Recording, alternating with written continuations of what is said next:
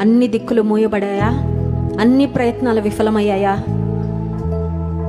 నిరాశని ఊబిలోకి నీ జీవితం వెళ్ళిపోయిందా? This is a perfect situation to look to God. ప్రభు వైపు చూడడానికి ఒక శ్రేష్టమైన స్థితిలో నువ్వు ఉన్నావు. ఎందుకంటే దేవుడు తప్ప ఇంకెవరు నిన్ను ఆదుకోలేరు. దేవుడు తప్ప ఇంకెవరు నీకు సహాయం చేయలేరు.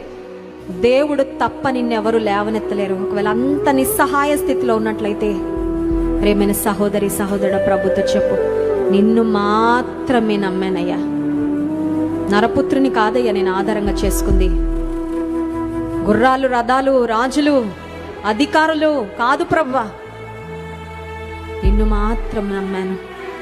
నా ధైర్యము నిన్ను బట్టి మాత్రమే.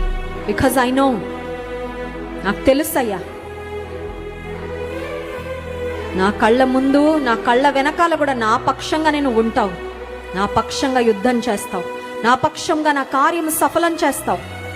యథార్థవంతుల పక్షంగా నువ్వు నిలబడే దేవుడవు. నిన్ను ఆశ్రయించిన వాని ఎన్నడూ నువ్వు సిగ్గుపరచవయ్యా. నీకు స్తోత్రాలు.